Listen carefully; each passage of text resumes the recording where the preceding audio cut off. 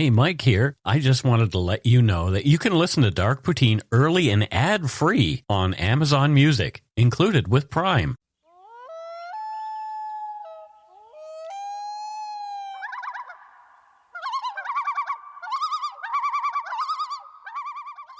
Welcome back to Dark Poutine. I am Mike Brown, and I see somebody on the other end of things here today. Who's this? Hello. It is Matthew. Oh, it's you again. It is. You're like a bad rash. You turn up when I least expect you. We're doing an early Saturday morning recording today. Yes. You don't often see this hour, do you? No, you actually had me set my alarm this morning. Really? Oh my God. You know what? You had this script done. It's sort of nice to be able to get it done and dusted and have a weekend. There you go. So my weekend includes pretty much doing nothing. Oh well. The views, information, and opinions expressed during the Dark Poutine podcast are solely those of the producer and do not necessarily represent those of Curious Cast, its affiliate, Global News, nor their parent company, Chorus Entertainment. Dark Poutine is not for the faint of heart or squeamish. Listener discretion is strongly advised. We're not experts on the topics we present, nor are we journalists. We're two ordinary Canadian schmucks chatting about crime and the dark side of history. Let's get to it. Put on your toque, grab yourself a double and a Nanaimo bar. It's time to scarf down some Dark Poutine. You are responsible for obtaining and maintaining at your own cost all equipment needed to listen to Dark Poutine. Dark Poutine can be addictive. Side effects may include, but not be limited to, pausing and questioning the system, elevated heart rate, pondering humanity, odd looks from colleagues as you laugh out loud at work, family members not into true crime worrying about you. Positive side effects may include some perspectives and opinions that you disagree with, as well as some wokeness and empathy. If you don't think Dark Poutine is for you, consult your doctor immediately.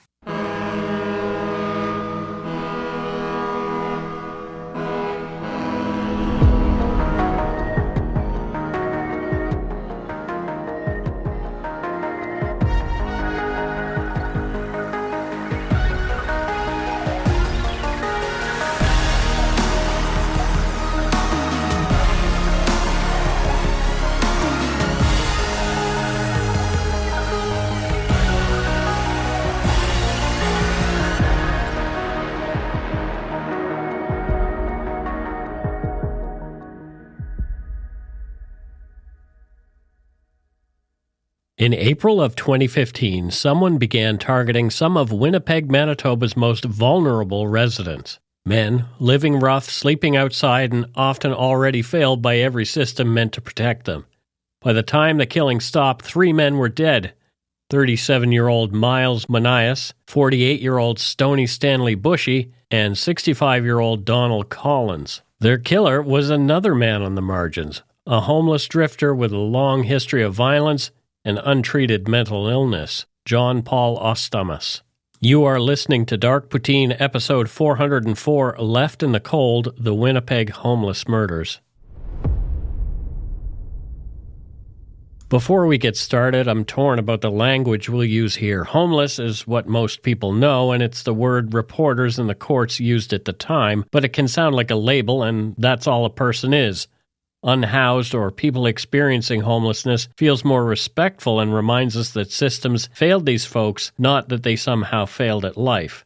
The downside is that those terms can sound a bit buzzwordy and might pull you out of the story, so I'm stuck between the word everyone understands right away and the wording that better reflects how I see Miles Monias, Stony Stanley Bushie, Donald Collins, and others like them. I've decided to go with the term homeless for this story as the other terms feel clunky, and having been there myself many years ago, and very briefly, I am comfortable with that. Across Canada, homelessness is not just about a lack of shelter, it's about systems that push certain people to the edge and then leave them there. Indigenous people are hit hardest. National research links their high rates of homelessness to displacement from land, residential schools, the child welfare system, racism, and barriers in health and education. Advocates describe this as the fallout of earlier governmental policies that broke up these families, undermined traditional ways of living, and replaced them with underfunded, often hostile systems in cities and on reserves. Indigenous people experiencing homelessness face higher risks of violence, criminalization, and poor health, and they are far more likely to be overrepresented in shelters and encampments compared with their share of the general population. Scholars and frontline workers talk about organized abandonment and organized violence. Governments cutting supports while police and bylaw officers move people along, seize belongings, clear camps, sometimes with significant force. A quick drive through Vancouver's downtown east side will give you a real taste of what this looks like at its worst. Further east, Winnipeg too shows these patterns starkly. Winnipeg sits at a meeting place that Indigenous people have used for thousands of years. The Forks, where the Red and Assiniboine rivers meet, has been a gathering and trading site for at least 6,000 years for the Anishinaabe, Cree, Dakota, and later the Red River Métis, who built economies based on hunting, fishing, farming, and trade along these waterways. In the early 1800s, the Hudson's Bay Company granted land along the Red and Assiniboine to Lord Selkirk, who brought in Scottish agricultural settlers and founded the Red River Settlement in 1812, laying the foundations of the colonial town that would become Winnipeg.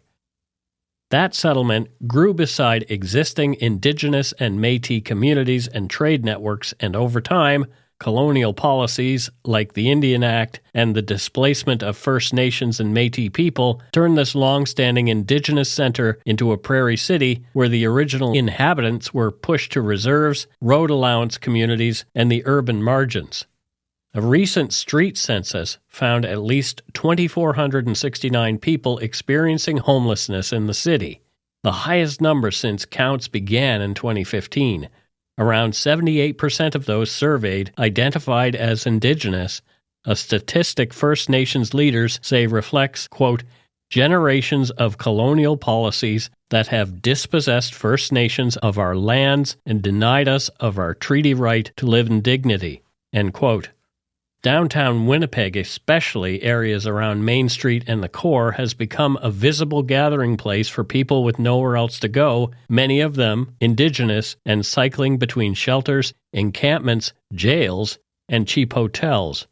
When the city moves to dismantle encampments or push people out of public spaces, critics call it a colonial relic, another way of controlling Indigenous presence on their own lands instead of addressing why so many are unhoused in the first place. The downtown streets where Winnipeg's homeless community sleeps and survives are not just backdrops to crime. They are the front line where poverty and racism meet, setting the stage for tragedies like the murders of Miles Monias, Stony Stanley Bushie, and Donald Collins. One of the things that makes stories like this hard is our instinct to explain everything with a small bundle of causes, like poverty, racism, history, systems. Sure. And actually, you do a very good job, Mike, in bringing these actual human beings to life in this story. Mm. And, you know, all those, quote, causes matter, but they don't tell the whole story, right? Nope. No, they never do. And this is the big discussion about homelessness, right? Like, people who end up living rough don't share one moral identity or path at all. They're as different and wide-ranging as those of us who aren't homeless. You know, some are escaping abuse. Some are dealing with serious illness. Some reject the rules that come with housing. Some hit a run of bad luck. Some use drugs to cope with trauma, right? Some are deeply difficult people who burned every bridge they ever had. Mm-hmm. Some are stranded from families. Some cycle between jail and remand. And it's there. Some are good eggs. Some are bad eggs. And some are just, what's the average eggs? Over easy? Soft boiled or soft boiled, just sure.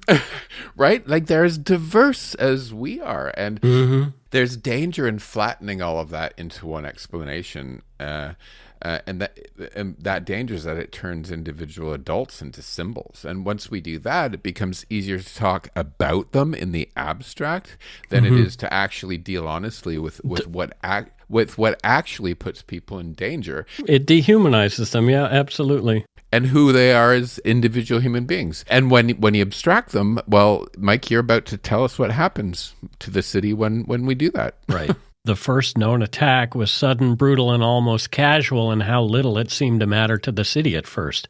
In the early morning hours of April 10, 2015, Miles Monias was inside a bus shelter on Main Street and Pioneer Avenue in downtown Winnipeg. Miles was sitting upright on the bus shelter's bench, settling in for the night, trying to stay out of the wind and cold when a stranger approached. Miles Monias was located by Winnipeg Transit personnel at approximately 6:25 a.m. in an injured, unresponsive state and was rushed by ambulance to the Health Services Center in critical condition. He succumbed to his injuries and was pronounced dead at 6:17 p.m. Miles did not live to celebrate his 37th birthday the very next day. The autopsy showed just how badly Miles had been beaten. The medical examiner found a series of distinct marks on his face and scalp that matched the pattern of a shoe sole, meaning he'd been kicked and stomped in the head over and over. Under the skull there was a large pool of blood around his brain and such extreme swelling that the brain had become soft and started to push down and out of its normal position. In medical terms, he had massive subdural bleeding, severe brain swelling, and parts of the brain were forced through the openings inside the skull. In practical terms, the force of the blows to his head caused catastrophic damage that doctors could not reverse. A tox screen identified Miles was severely intoxicated at the time of his beating. He was alone and unable to defend himself, targeted in a small glass shelter that offered no real protection once the attack began. There was no robbery to explain it away and no long-running dispute with anyone. It seemed like a random attack. Miles was described by his family as a loving son, a father, and someone with many interests and talents, not just a man who ended up without stable housing. He'd only recently fallen on hard times. According to CBC News, he'd just broken up with his girlfriend 3 weeks prior to his killing and was between homes. Miles was from Garden Hill First Nation in northern Manitoba. Garden Hill First Nation is a remote Oji Creek community on the north shore of Island Lake in northeastern Manitoba, several hundred kilometers northeast of Winnipeg. It is a fly-in community for most of the year, usually reached by plane or by winter ice roads, and was originally part of the larger Island Lake Band that signed on to Treaty 5 before later splitting into 4 separate First Nations, including Garden Hill. The community's main language is the Island Lake dialect of Oji Cree alongside English, and in many recent years, its on-reserve population has been in the low to mid-4,000s, making it one of the larger northern First Nations in Manitoba. After learning of Miles' death, his parents, Ron and Lena Monias, flew from the community to Winnipeg. Miles left behind 4 daughters. His father told CBC that Miles was, quote, just like any other kid. He loved to play hockey, sports, and music. He also loved cooking and hunting, end quote. Police began hunting for whoever had killed Miles, canvassing the area around the bus stop, trying to piece together Miles' movements leading up to his death. They looked into security footage from businesses in the neighborhood. Police ran down leads for 2 weeks, but it wasn't until 2 more men had tragically died less than a kilometer away from the bus stop that they had concrete answers about who'd killed Miles. Yeah, and we see this often, right? So at the time, Miles's death looked like a terrible but isolated act of violence. You know, it's one man, it's one night, there's no clear motive. And once it's framed that way, it's really easy for it to be kind of mentally filed as tragic but complete. You know what I mean? Yep. That's often how risk goes unnoticed. We respond to individual incidents, but we're slower to ask whether they belong to something larger, especially when the victim lives in the margins and there's little pressure to look beyond the immediate scene. Right. And again, you've hit early on why I found this story compelling. On the evening of April 24, 2015, a security guard was doing his rounds near 339 Portage Avenue, where the Aboriginal People's Television Network was building its new studio. The Aboriginal People's Television Network, APTN, is Canada's national Indigenous TV network based in Winnipeg. It grew out of a northern service called Television Northern Canada and was relaunched as APTN on September 1, 1999, becoming the first national public broadcaster in the world dedicated to First Nations, Inuit, and Métis programming. APTN airs news, documentaries, children's shows, and entertainment in English, French, and multiple Indigenous languages, with a mandate to share Indigenous stories, support language and culture, and reach millions of households across the country. I watch all the time. It's pretty cool. Anyway, as the guard neared the rear of the construction site, he saw what appeared to be a person lying on the ground, somewhat obscured beneath a sheet of plywood alongside other piles of plywood behind a construction trailer. The man on the ground was not moving and was unresponsive. The low temperature for that evening was 2 degrees Celsius. Oddly, on such a cool night, the man wore only a sweater. His shoes, socks, pants, and underwear were missing. A metal bar with 2 long spikes was lying on the man's back. The security guard called 911 and members of the Winnipeg Police Service and paramedics responded. The man was pronounced dead at the scene, apparently the victim of a brutal and bloody attack. An autopsy showed just how violent this attack was. The left side of his head had several deep, straight cuts, and the skull underneath was shattered in many places, not just cracked in one line. There was bleeding on and around the brain, and the force of the blows had actually torn brain tissue on the left side. On his neck, the pathologist found 10 shallow knife wounds, 6 longer slicing cuts, and 4 more direct stab-type injuries. There was also a partial break in one of the bones on his neck at the level of the 7th cervical vertebra. On top of all that, there were pattern marks on his body that matched the shape of shoe prints, suggesting he'd been stomped. He was heavily intoxicated at the time of his death. The man was identified as Stony Stanley Bushie, a 48-year-old Anishinaabe man from Little Grand Rapids First Nation. Little Grand Rapids First Nation is a remote Anishinaabe community in northeastern Manitoba near the Manitoba-Ontario border. It sits along the shores of Family Lake and the Barrens River system, about 260 to 370 kilometers northeast of Winnipeg, and is accessible mainly by air and winter road. The community is a signatory to Treaty 5 and has a population of roughly 1,700 to 1,800 members on and off reserve, with people maintaining strong ties to hunting, fishing, and life on the land.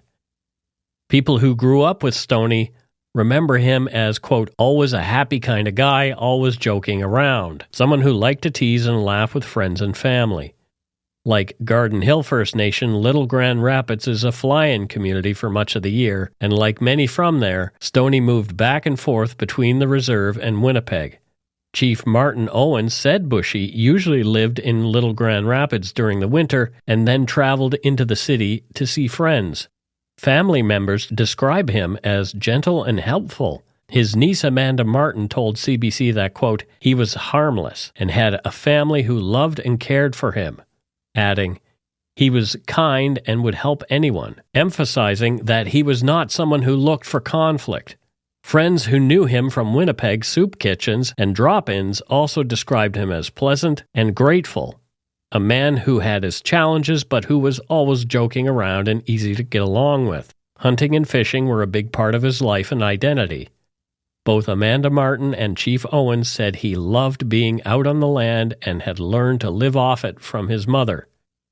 Henry Neufeld, a former teacher who knew the family from his years in Little Grand Rapids, recalled that Stony's parents were, quote, deeply devoted to their faith and tried to live a spiritual life, and that he remembered Stony as, quote, just a little boy back then, in that religious, close-knit household. Owens said Bushie was heartbroken when his mother died roughly 10 years before his own death, and that loss affected him deeply. Stony had struggled with addiction at points in his life, but many people close to him said he appeared to be sober in the weeks before he died.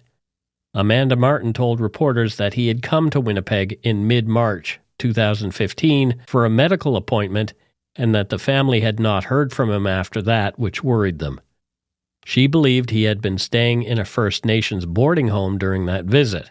Chief Owens said that when he last saw Stony at a First Nations-run bank in Winnipeg, his friend was, quote, joking around as he always did, and that he told him, quote, just call me whenever you want to go home, offering to pay his way back to Little Grand Rapids.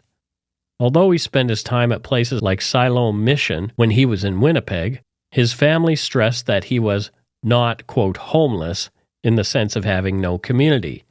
Amanda Martin said he would stay at Siloam Mission not because he was homeless, but because he had friends who stayed there.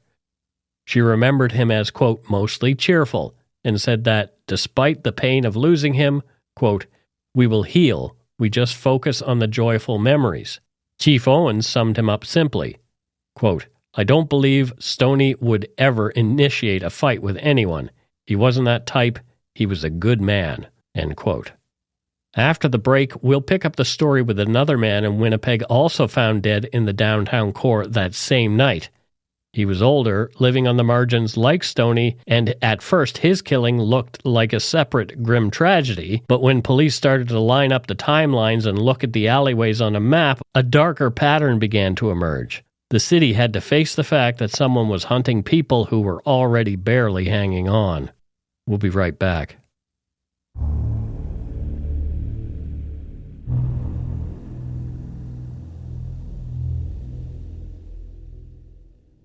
And we are back. Matthew, thoughts so far? Yeah, we can hear about two men killed and tell ourselves this is a story about danger on the margins or about bad luck. Right. Or maybe even about how rough life already was for people living on the street. But what's already clear is that this isn't a big anonymous city story, right? It's a very small world. And frankly, what's not a very big city. Winnipeg isn't a huge city, right? No, it's not a giant metropolis, no.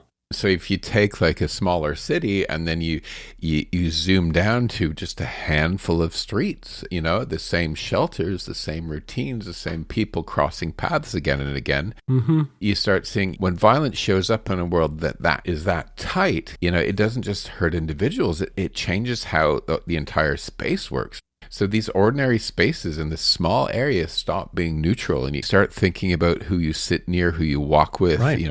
How you stay visible. Yeah, just because this happened in a city doesn't mean it didn't happen in a neighborhood. This is where people live every day. Dude, I've been to Winnipeg probably 12 times, and I know exactly where this is, right? Like it's not it's small. Yep. And that's worth holding on to as we keep going, because this isn't something happening out of sight or out of reach, right? It's happening in plain view in a space people already knew was fragile. And that's what makes what comes next kind of even heavier for me. Not because it's shocking, but because it happens where danger and familiarity are already mixed together. Right. So at 12:35 a.m. on April 25th, 2015, near a dumpster in the rear lane of Hargrave Street just south of the Manitoba Liquor Mart, a pizza delivery driver found another unresponsive man partially covered by clothing and garbage bags. The driver ran to get the attention of a nearby security guard who then called 911. When officers arrived, they found the man lying face down in a pool of blood with pieces of clothing thrown over his bare upper body. When they lifted a green shirt off his head to check for signs of life, they saw a green belt cinched tightly around his neck and obvious severe injuries to his head. Nearby, there were bloody shoe prints around the dumpster and a long drag mark running north to south between the parkade entrance and the dumpster. Paramedics could do nothing for him, and he was pronounced dead at the scene. An autopsy showed that this man's body had taken a major beating and that his neck had been violently squeezed. He had been bleeding under the skin of his scalp and had big bruises on both sides of his head, along with broken nose bones and several deep cuts in different areas. Inside his skull, the doctor found bruising and bleeding in the brain itself. There was also bleeding in the muscles of his neck, which fit with the idea that something had been pulled tight around it. On his face were two straight, cut-like wounds, and there was a stab wound on the left side of his neck. When they examined that wound, they found pieces of a pen lodged inside. A ligature, the green belt, had been wrapped around his lower jaw, carried along the sides of his neck, and around the back. from which pressure had been applied. Taken together, the doctor concluded he died from a mix of blunt force blows, cutting and stabbing injuries, and forceful compression of his neck. Like the other two victims, this man was also found to be intoxicated to the point that fighting back was not an option. His killer had taken advantage of that vulnerability. The man found was identified as 65-year-old Donald Collins. There is far less public information about Donald Collins' life than the other two victims, but a few sources do give a small factual picture of who he was before he was killed. On learning of his death, Valerie Canfield, a cousin of Collins in Kenora, Ontario, told CBC News, quote, "We're very deeply saddened by what happened to Donnie," end quote. Donald Collins spent a lot of time in Winnipeg's downtown core. Reporting consistently describes him as a man who was homeless or living very marginally, someone who used shelters, soup kitchens, and services in the area around Hargrave Street and Portage Avenue. Staff with the downtown Winnipeg Biz, who saw him regularly, remembered him and Stony Bushie as, quote, pleasant and engaging men who were known faces in the street community. One worker told CBC that both men, quote, had their challenges, but I remember both of them always being grateful for what they had. And they added that they, quote, wanted a better life and probably had experienced a lot of trauma in the past, but they were coping with it. That was their life, and they were at peace with it, end quote. Collins' family have spoken little about him. CTV News reported that Valerie Canfield described him as someone who had lived for years with schizophrenia and addiction, but who was gentle in his manner. She called him, quote, a gentle and soft-spoken individual, and said, "It's a horrific way to lose someone, and it deeply troubles us that he met such an end. We truly hope that justice is served for the person responsible," end quote. Accounts from the social service side of downtown Winnipeg echo that sense of a quiet, polite man trying to get by in very difficult circumstances. Staff at soup kitchens and outreach programs told reporters that Collins and Bushie were regulars who never caused problems for workers or other patrons. They came in for food, warmth, and company, and they fit into a wider community of people who, while often labeled the homeless, had routines and friendships in the agencies and streets where they spent their days. Police and media did not publish many personal details about Collins' earlier life, such as where he was born, family background, or work history beyond his age, and the mention of schizophrenia and addiction. Coverage instead grouped him with the broader category of homeless men or vulnerable people in the downtown area, which makes it harder to reconstruct his story in the kind of detail available for Miles Monias and Stony Bushie. Still, the few direct comments from people who knew him point toward a picture that will be familiar to anyone who works around mental health and homelessness. An older man living with serious illness and substance use, spending much of his time on the streets but remembered by relatives and the frontline workers as soft-spoken, gentle, and thankful for small things like a meal and a warm place to sit. The proximity and close timing between the April 24th murders led police to quickly believe they might be looking for a serial offender.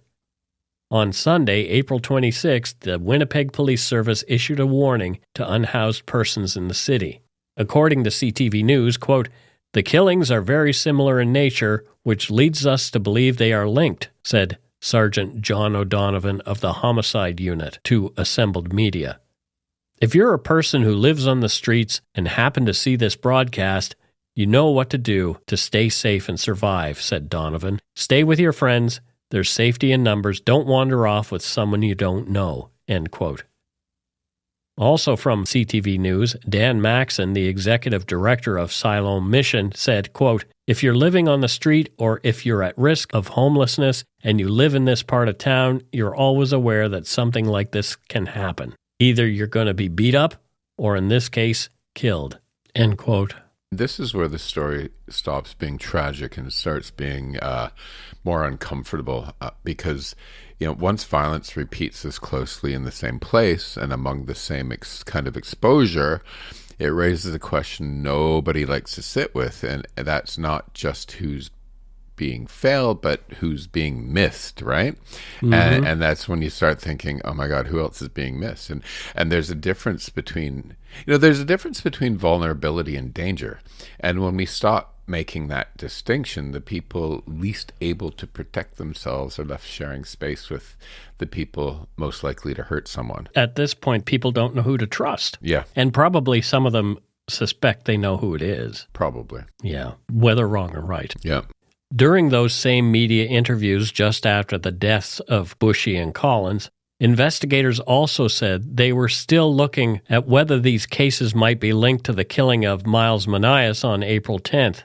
According to the Winnipeg Free Press, Mayor Brian Bowman made a statement on April 27, 2015. Quote, "Winnipeg as a community is committed to working together to end homelessness from the foundation up.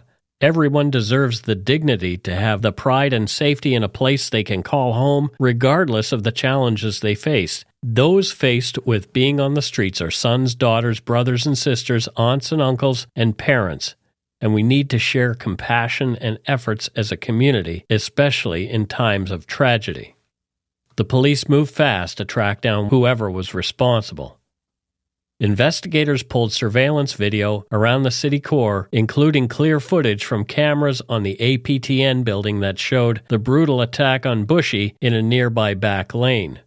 They released still images from that video to the public and appealed for help identifying the man seen with the victim, dressed in a black long-sleeve shirt with black shoes, jeans, and a backpack slung over his shoulder.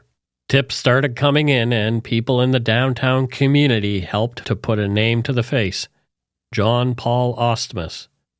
At the same time, officers were already looking for this same man in an assault at a provincial employment and income assistance office, and they arrested Ostamas in that separate case.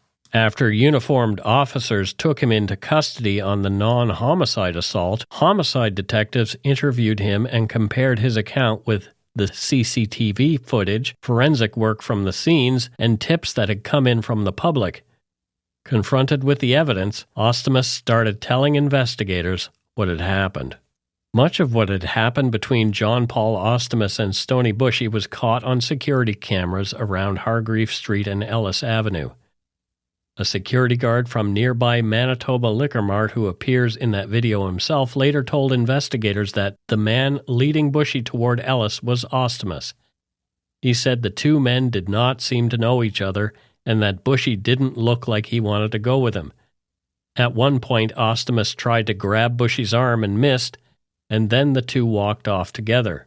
Cameras picked them up again. This time, they headed toward the back of the APTN network building at 339 Portage Avenue. From there, the footage shows the attack itself. You can see Ostamas and Bushie walk into the area behind a portable construction trailer. At one point, Ostamas throws Bushie to the ground. He then picks up a 2x4 from the front of the trailer, lifts it over his head, and brings it down on Bushie's head. The board snaps on the first blow. Even so, he hits Bushie 3 more times with what's left of it, then stomps on Bushie's head 7 times. In the video, Ostamas then drags Bushie's body behind the trailer, hiding him behind stacked sheets of plywood. He appears to strip off some of Bushie's clothes and drag him even further back. He's then seen carrying a piece of plywood and propping it up to shield Bushie's half-naked body from view. Later, he would tell police that he threw all of Bushie's clothing into the river. Roughly 2 hours after Bushie was killed, around 10:30 p.m., cameras caught Ostamas again near Ellis and Hargrave, this time approaching a small group that included 65-year-old Donald Collins. The footage shows Ostamas walking south with Collins toward the parking lot where Collins' body would later be found. In his statement to police, Ostamas admitted that he took Collins into that lot and killed him by stomping on his head and face. Afterward, he said he went back to the river, threw away his own clothes, and tossed Collins' jacket into the water. He was originally charged with 3 counts of murder, 2 counts of first-degree murder for the killings of Donald Collins and Stony Bushie, and 1 count of second-degree murder for the killing of Miles Monias. After the announcement of Ostamas' arrest, a vigil was held at the Main Street bus shack. Miles Monias' family brought a birthday cake and lit 37 candles because he died 1 day short of his 37th birthday. Miles' dad, Ron, said they went there, quote, to let him go on his journey to the spirit world, and called the arrest of John Ostamas, quote, a start for our healing process, end quote. The family took time to thank everyone who had tried to help save their son's life, the paramedics, doctors, nurses, and Winnipeg police. Before the killings in Winnipeg, John Ostamas had already lived a life marked by trauma, untreated mental illness, and a long record of violence and instability. He grew up in the Ibamatung First Nation, also known as Fort Hope, a remote Ojibwe community in northwestern Ontario. Family members later told the court that as a child, he was, quote, normal and active, but things changed sharply in his teens. His sister said that after an altercation with police during a break-in, he had to be hospitalized, was left with scars, and fell into a deep depression. From then on, he struggled with his mental health.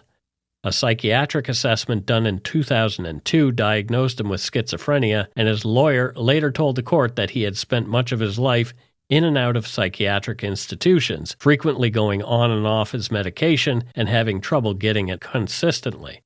He attempted suicide multiple times, experiencing hallucinations, and would sometimes spend days shut in a dark room with the windows covered, barely eating. His sister described him getting so thin she feared for his life. Despite this, his mental health history was poorly tracked by the justice system. Alongside his illness, Ostamas built up a serious criminal record in northwestern Ontario. CBC examined Ontario court records and found more than 40 prior charges dating back to 1995, including mischief, uttering threats, assault with a weapon, and assault causing bodily harm. One woman who managed an apartment building near Thunder Bay said he assaulted her and her husband when they tried to calm him down during a disturbance. She told CBC, quote, it wasn't provoked, not at all, end quote. In another case, the mother of a woman he was dating said she was frightened by his behavior and believed he wanted to get her daughter out of the family van, quote, to sell her somewhere in the States, end quote. He was convicted in several of these cases, including a 2002 assault that led to 90 days in jail and a 2012 conviction for assault causing bodily harm that brought a 12-month sentence and probation. By the mid-2010s, he was living a transient life between Ontario and Manitoba with little stability. Winnipeg police said they had relatively few prior dealings with him in that city, but Ontario authorities knew him well. When he arrived in Winnipeg, he often stayed in low-income hotels or shelters and was himself considered homeless at times. APTN said he, quote, came from a good family in Fort Hope, but that his life had been a struggle with drink, drugs, and mental illness, and he was drifting between places. After the murder of Miles Monias, and before he killed Stony Bushie and Donald Collins, Ostamas was involved in a serious incident at the Winnipeg Hotel on Main Street. On April 21, 2015, he tried to set fire to the building by setting a shower curtain in his room ablaze. Global News reported that he was charged with arson and disregard for human life after police alleged he attempted to burn down the business by starting the blaze in his bathroom. The fire was put out before it spread, but it triggered alarms and drew emergency crews. Court records describe this as part of an escalating pattern of dangerous behavior in the days leading up to the killings. He also came to the attention of authorities through other incidents that spring. In March 2015, he was arrested in Winnipeg for a domestic-type assault, and near the time of the murders, as we mentioned, he assaulted a staff member at a provincial employment and income assistance office. After his arrest in April 2015, the case against John Paul Ostamas moved through the Manitoba Court of Queen's Bench. In May 2016, just as a lengthy trial was looming, he stood in court and pleaded guilty to 3 counts of second-degree murder, 1 for each man he killed. The agreed facts set out how he had randomly targeted vulnerable men he did not know, all living rough in downtown Winnipeg, over roughly 2 weeks in April 2015. With second-degree murder, the sentence is automatically life in prison. The fight in court became how long he should have to wait before he could even ask for parole. At the June 2016 sentencing hearing, the Crown and defense came in with a joint recommendation: life on each count with 25 years of parole ineligibility per murder, and those periods to be stacked for a total of 75 years before he could apply for parole. Justice Vic Taves accepted that joint submission. In his reasons, he said each of the three men was savagely beaten in cold blood, and that the attacks were separate incidents rather than a single burst of violence, and that the public needed strong denunciation and protection. The 75-year no parole period became the longest parole ineligibility in Canadian history at the time. The hearing also exposed how little the system had done with information about Ostamas's mental illness. Minutes before Taves walked into the courtroom, the defense handed the Crown a 2002 psychiatric report showing that Ostamas had long-standing diagnosis of schizophrenia and had spent years in and out of psychiatric hospitals in Thunder Bay and Winnipeg. Defense lawyer Greg Brodsky argued that, despite this, his client had mostly been, quote, sent home after a matter of weeks, sometimes without medication, and that the justice and health systems had failed to manage a very sick man. The hardest thing to say out loud is this: compassion without judgment doesn't protect anyone. If you can't tell the difference between someone who needs shelter and someone who needs containment, then the most exposed people end up paying the price. And that doesn't mean the system failed because it was cruel. In many ways, it failed because it was passive. This risk was visible. Contact was frequent, and still nothing interrupted the path of these men who were, and this path that they were on until three people were dead. And that's what makes the story uncomfortable, not because it's unknowable, but because so much of it was seen, documented, and left to drift. They had this gentleman under observation a number of times. And we see it here in Vancouver, downtown, a lot of times. There was, somebody who stabbed somebody, like random stabbing. It was a tourist who got stabbed in a Tim Hortons. Mm-hmm. And that person was, they found the person, they arrested him, charged him, and then let him go. Yeah, it's insanity. It doesn't make any sense. No, I mean, there are actual dangerous people who should be, as you say, contained. But Mike, they're victims, right? And they're addicts or victims, or they're victims of homelessness. So therefore, we have to just catch and release because it's not their fault. That's the thinking in this city half the time.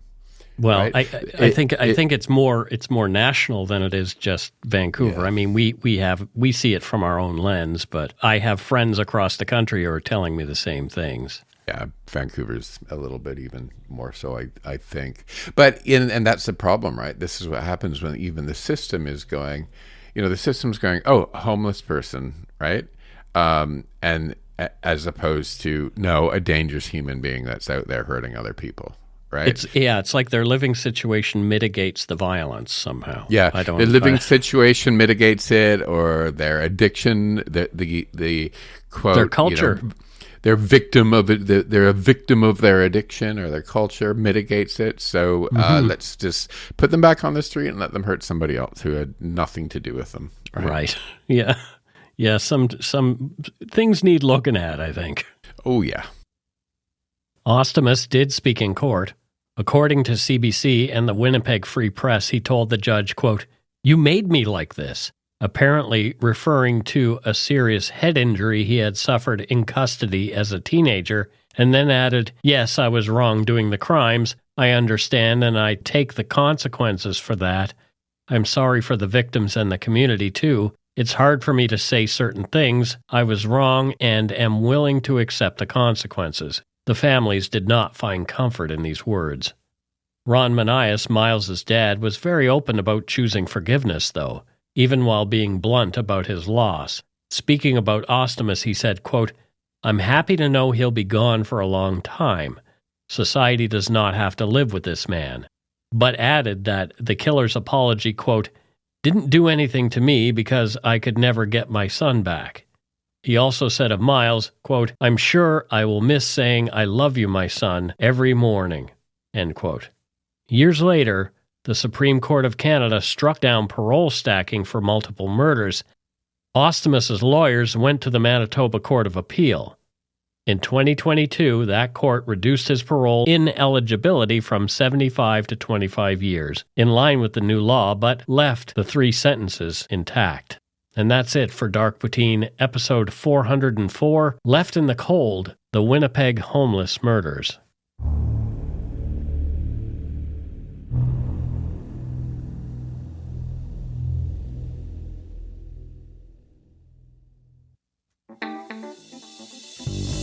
That's right, it's time for voicemails. You can leave us a message at 1-877-327-5786 or 1-877-DARK-PTN. We'd love to hear from you. Let's see who called us this week. Alrighty, here is our first voicemail, Matthew. Hi, Mike and Matthew. This is Pat from Grimsby, Ontario calling. As usual, I've spent Saturday morning catching up on episodes, and Mike, you said that you quit smoking in January 1998, which is the same month I finally quit for good. January 8th was my quit date, so that means we're celebrating 28 years of being smoke-free. Congratulations to both of us. I chewed Nicorettes for a whole year before I felt I could do without. I also kept half a pack of cigarettes in my freezer, strictly for emergency purposes, but came home from a summer vacation only to find out my stepson had smoked them all. I was furious with him, but then realized it had been 6 months since I had had a cigarette, so that was a real aha moment for me. I found your podcast sometime during the summer of 2018, so thought it was time to finally call in to say hi. I love the podcast and love being part of the Yumber Yard. Hoping 2026 brings you both good health and lots of adventures. Bye for now. And of course, don't forget to go shit in your hat. Bye for now. Thank you, Pat. Pat is my quit smoking compatriot. Very nice. Matthew is still chewing that Nicorette gum, and you can hear it sometimes on the show. Other brands available. Okay, Matthew. Okay, I'll just say this. Nicorette tastes gross. I'll just say this. Matthew is still chewing nicotine gum, and you can hear it sometimes on the show as I miss an edit or two. Yeah, because when I get excited, I chew harder. You definitely chew. How long have you been chewing that gum, Matthew? Don't ask me, Mike. Let's talk about Pat. Let's talk about Pat from Grimsby.